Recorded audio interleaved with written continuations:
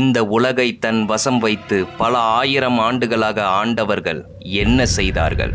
மூவருக்கு ஏவல் செய்த, அதாவது பல கோடி அண்டங்களை கொண்ட பிரம்மா, விஷ்ணு, ருத்ரன் போன்ற மூவகை ஆன்மாக்கள் இந்த உலகத்தில் வேதங்களையும் சமயங்களையும் பல கடவுள் வழிபாட்டு தலங்களையும் உருவாக்கி நம்மை மாண்டு போக செய்ய வைத்தார்கள். அதுவும் வேதவியாசர் எனும் முனிவரை துணை கொண்டு அதன் வழிவந்த சித்தர்கள் பலர் சமஸ்கிருத வட வேதங்களை உண்மை என்று எண்ணி அதில் உரைத்த கற்பனை கலைகளாகிய யோகம், தவம், தியானம் போன்ற சாதனங்களை துணை கொண்டு அற்ப பிரயோஜனம் அடைந்து இறுதியில் தடைப்பட்டு நின்று விட்டார்கள்.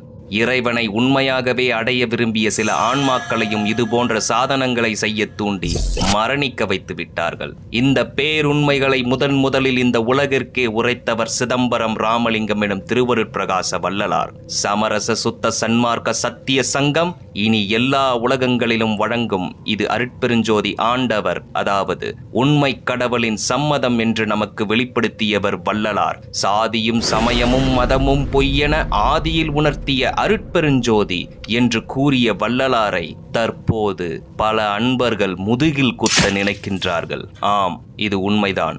அவரின் கொள்கைகளை அழித்து சமயத்தை சுத்த சன்மார்க்கத்தில் கலக்க நினைக்கின்றார்கள். திருமந்திரம் எனும் நூல் திருமூலரால் எழுதப்பட்டது. ஆனால் 63 நாயன்மார்களில் வரும் திருமூலர் உண்மை கிடையாது, கற்பனை கதாபாத்திரம். 63 நாயன்மார்களும் மாணிக்க வாசகரும் மனிதர் அல்லர், தத்துவங்கள். தேவாரம், திருவாசகம் எல்லாம் மேற்குறித்தவர்கள் பாடினவல்ல, சித்தர்கள் சில சித்திகளை குறித்து கற்பனையாய் செய்த சரித்திரம். மீண்டும் வாசிக்கிறேன். 63 நாயன்மார்களும் மாணிக்க வாசகரும் மனிதர் அல்லர், தத்துவங்கள்.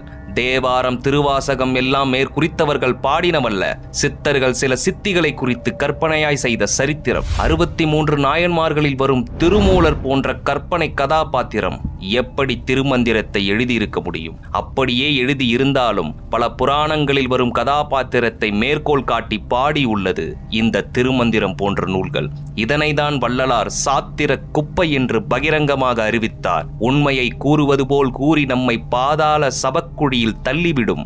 ஏனென்றால் அதில் கூறும் கலைகள் அனைத்தும் கற்பனையான பொய்கள் என்று அறிவித்து விட்டார் வள்ளலார். அதனால் சில அன்பர்கள் வேண்டுமென்றே இருமாப்பு கொண்டு ஆணவ மலத்துடன் அபக்குவமாக திருமந்திரம் போன்ற சமய நூல்களை திருவருட்பாவுடன் இணைத்து சமயத்தை கலக்க நினைக்கின்றார்கள். அது ஒருபோதும் நடக்காது.